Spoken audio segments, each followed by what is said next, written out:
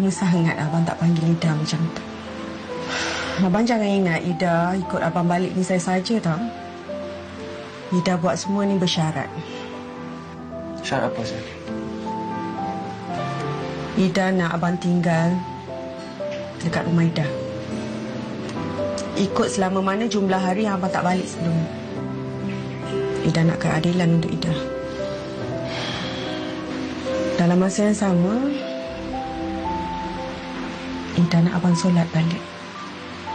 Mengaji. Sebab itu je kekuatan yang boleh selamatkan rumah tangga kita.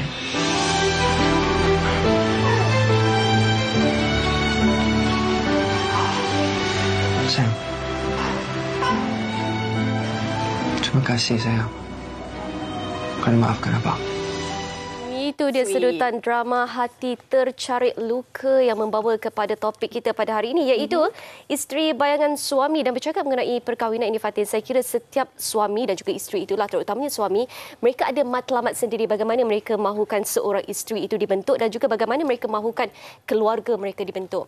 Kita bercakap mengenai isteri bayangan suami, bukan suami takut bayang-bayang isteri. Jangan lain berbeza. Yang mana suami ni menjadi cerminan kepada isteri. Baik suami, baiklah isterinya. Bagaimana tahap kepimpinannya, mungkin itu juga memberi perubahan kepada isteri dan juga keluarga. Tapi kita nak bawakan, kita nak perkenalkan 3 tetamu istimewa kita di studio. Di sebelah saya, kita perkenalkan Kak Rosmah. Pindik je kat situ, Rosmah je. Dan juga Abang Kai. Apa khabar? Alhamdulillah. Nampak dia sedondon hari ini. Hijau. Sehati sejiwa. Betul. Dan di hujung sekali pastinya tak asing lagi Dr. Tengku Asmadi Tengku Muhammad selaku Perudi Motivasi. Sihat? Alhamdulillah. Sihat walafiat. Selesai teh tarik tadi, Doktor? Oh, Hilang haus. itu memang kegemaran saya. Ya, ada masa kan kata sempat ni teh tarik sekejap. Okey. Dan apa pun kita nak bercakap mengenai isteri bayangan suami. Kita nak tanya kepada isteri terlebih dahulu. Boleh ke kalau kita bercakap mengenai isteri bayangan suami ni, apa fahaman Rosmah sendiri untuk topik kita hari ini?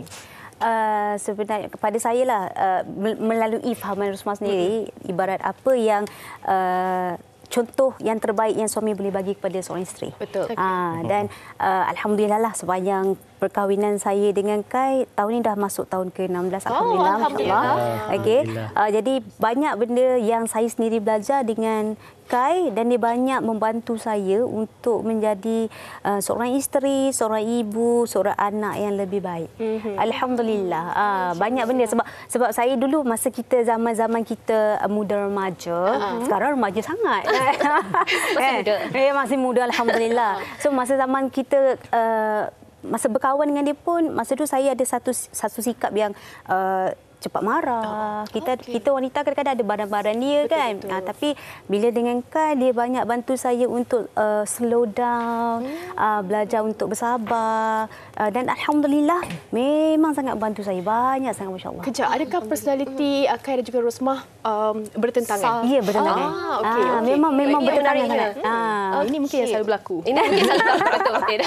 Okey, tadi Kai, Rosmah ada katakan bahawa Rosmah sekarang lebih tone down, lebih sabar dan sebagainya. Mungkin saya boleh tanyakan kepada Kai juga, sejauh mana sebenarnya sifat ataupun habit ataupun kepribadian seorang suami ini dapat mempengaruhi isteri? Okey, bismillah.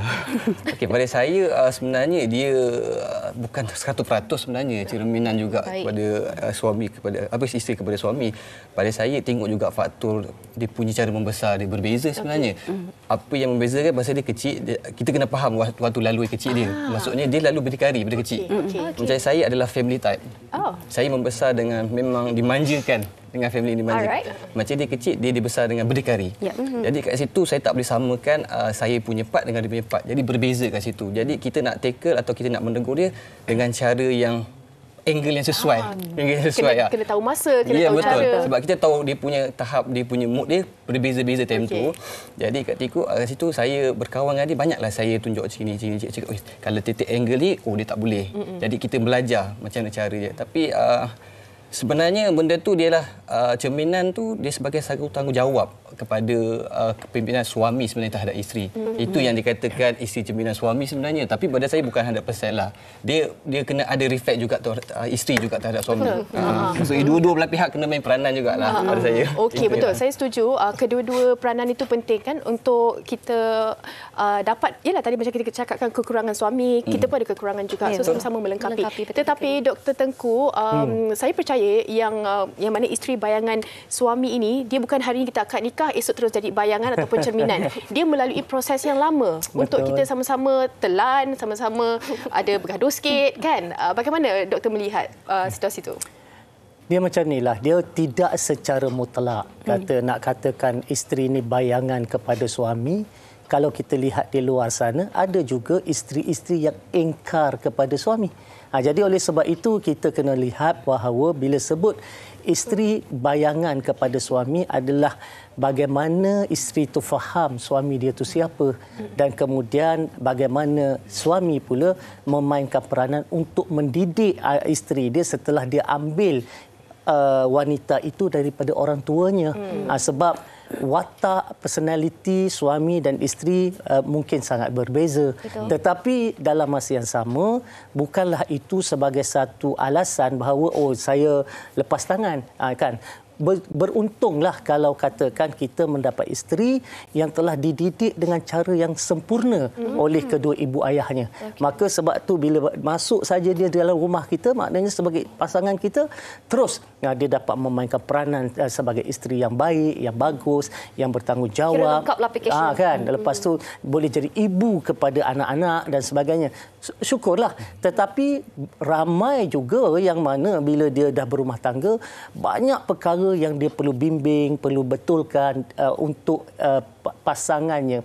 Ya, bukan saja isteri itu cerminan kepada suami, suami juga sebenarnya bayangan juga kepada isterinya. Kan dia boleh dua hala, sebab suami juga kena faham siapa isteri dia.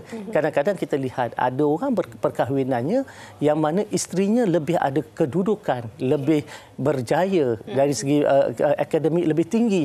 Jadi bila dia masuk ke dalam rumah tangga, dia nak kena jadi cermin kepada pasangannya, kan? Sebab mungkin isteri ni bos dekat satu jabatan, ketua, orang semua hormat. Macam mana dia kalau tiba-tiba takkan macam ni suami yang buat pilih, kan? Jadi oleh sebab itu suami juga perlu mainkan peranan untuk mengimbangi pasangan dia. Itu memerlukan ilmu lah. Ya. Untuk tak kata tak merendahkan diri suami juga. Okey, kita lebih hormat pasangan sebenarnya. Dan saya suka sebenarnya bila Kai dan juga Dr. Tengku sentuh tadi mengenai bahawa kita ini sebenarnya dibesarkan dengan cara yang berbeza-beza. Dan mungkin saya ada nak tanya kepada Rosmah lagi bagaimana Kai dan juga Rosmah mencari titik tengah dalam mencapai penyelesaian dan juga kata orang muafakat itu sendiri. Tapi sebelum tu kita nak dengar juga kata-kata dan juga pendapat rakan-rakan kita di luar sana mengenai perkara ini. Jom kita dengar.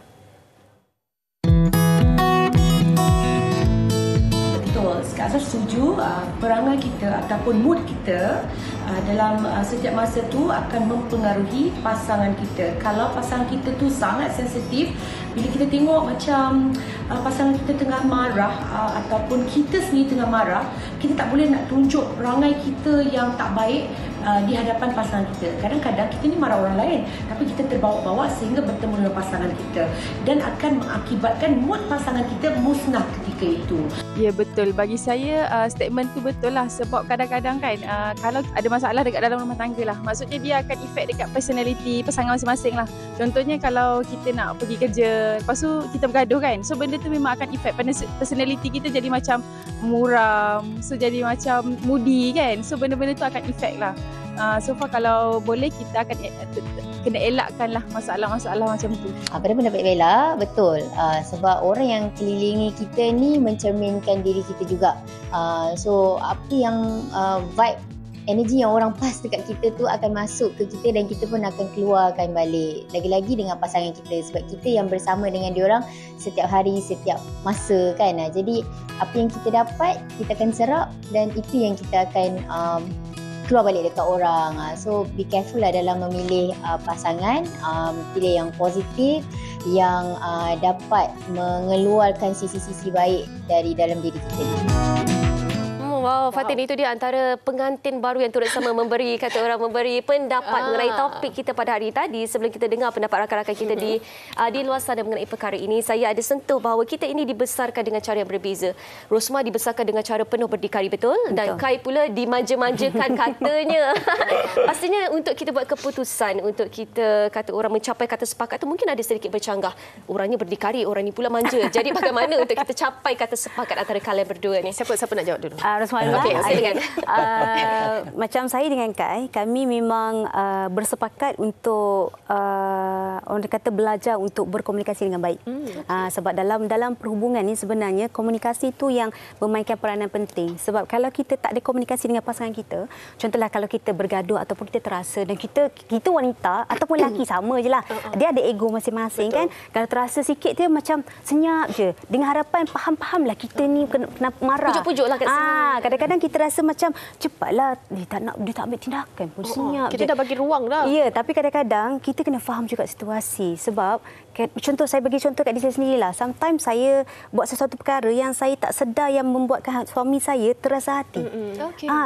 Dulu saya macam tak faham tahu perangai dia. Tapi bila lama-lama kan saya macam dia kalau dia senyap lama sangat kan saya dah macam apa saya buat tadi? Apa saya buat tadi? Ya, saya akan terus pergi dekat dia, saya akan terus tanya, sayang, awak senyap ni saya buat salah ke? Ya, saya minta, first thing first saya harus akan cakap dengan dia adalah saya minta maaf. Lepas tu saya akan tanya dia, yang saya buat apa tadi? Boleh tak beritahu? Mungkin saya terlupa. Tapi kalau saya tahu, kadang-kadang saya trigger tau. Saya macam saya tengah borak-borak dengan dia, lepas tu saya tahu tadi saya ada kasar.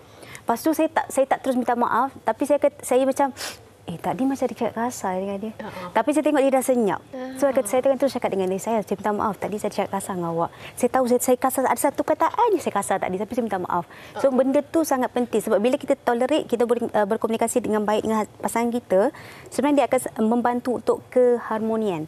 Memang kita ada ego, masing-masing akan ada ego. Tapi dalam rumah tangga, sebab bila kita dah bersetuju untuk berkahwin, kita bukan nak berkahwin untuk sehari dua, setahun dua. Selagi Allah panjangkan jodoh itu, selagi itu yang kita nak, selagi ada hayat kita lah. So sebab itulah seboleh mungkin kita dengan pasangan kita, walau macam mana pun kena ada turun ego masing-masing. Kalau ada perselisihan faham, kena duduk sit down baik-baik dan bercakap, berkomunikasi, bagi tahu apa masalah dan kita cari solution. Bukan kita membesarkan lagi. Dan paling penting jangan masuk terpati. Even though family sekalipun. Okey, itu tips yang paling bermakna. Jangan cuba-cuba untuk nak dapatkan pandangan nasihat. Okey, tapi saya percaya apa yang dilakukan Rosmah sebenarnya, dia memberi impak juga kepada Kai. Secara langsung, Kai pun macam tu juga. Kan, kalau ada benda-benda terus, maksudnya kalau benda tu bagus ke, benda tu baik ke, Rosmah adalah orang pertama yang Kai akan ceritakan. Setuju? Ya, betul. Okey, masa kita awal perkahwinan tu, kita dah cakap dah komunikasi sangat penting. Apa-apa komunikasi. Sebab tu kita orang ada satu kita mesyuarat agung. Kita ada me time kita bersama kan. Jadi kat situ perkara biasa untuk saya bukan perkara biasa untuk dia. Okey, contoh benda tu kadang-kadang benda tu nampaknya simple tapi sensitif untuk kita sebab kita dibesarkan dengan keluarga yang penuh kasih sayang, celebrate everything semua. Dia tidak. Jadi benda tu salah satu dia kena masuk dalam keluarga dia kata macam ni. Jadi kita kena faham pula style dia macam mana pula. Jadi kat situ komunikasi sangat penting. Kita bercerita apa yang kalau kita, dan satu lagi pula memang cakap saya ego tadi.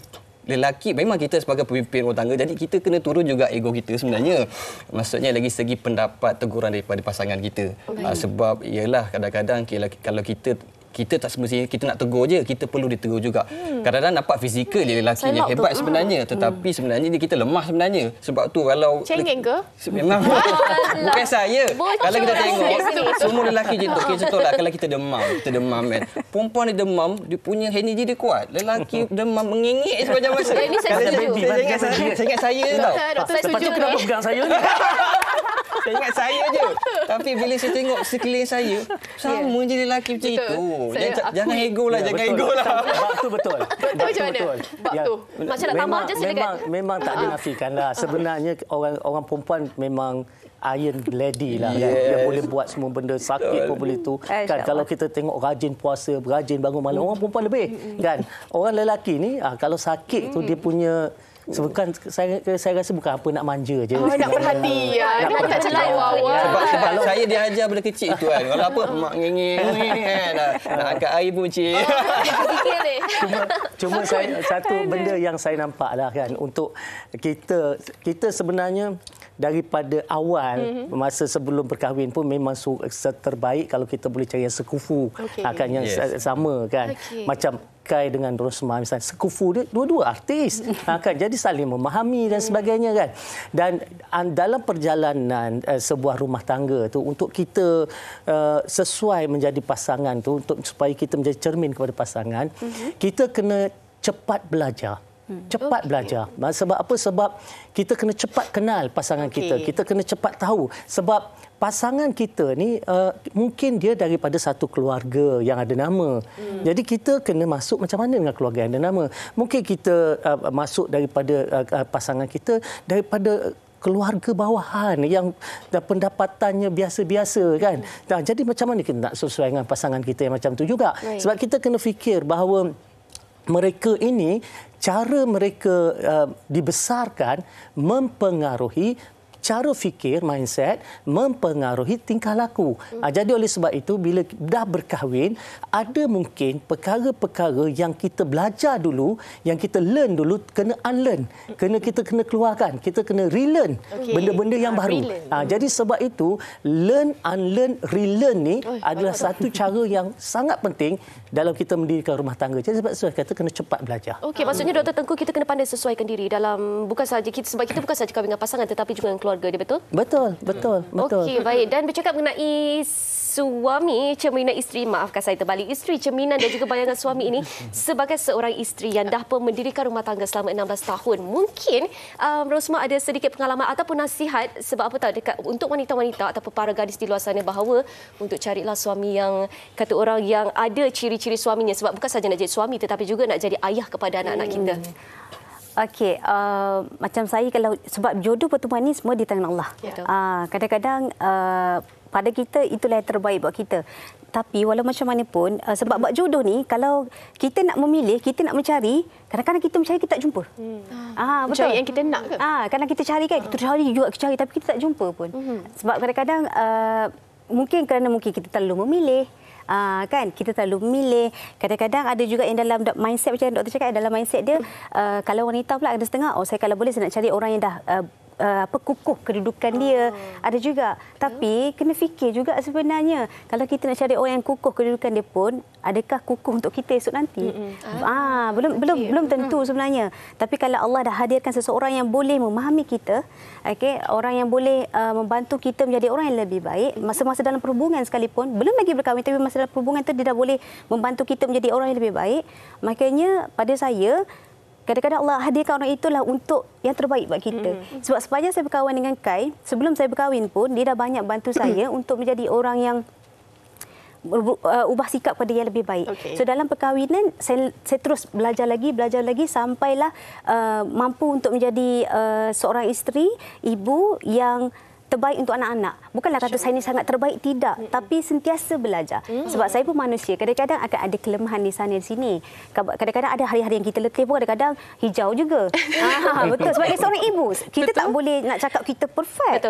Sebab kita adalah seorang ibu dan kita adalah seorang manusia biasa.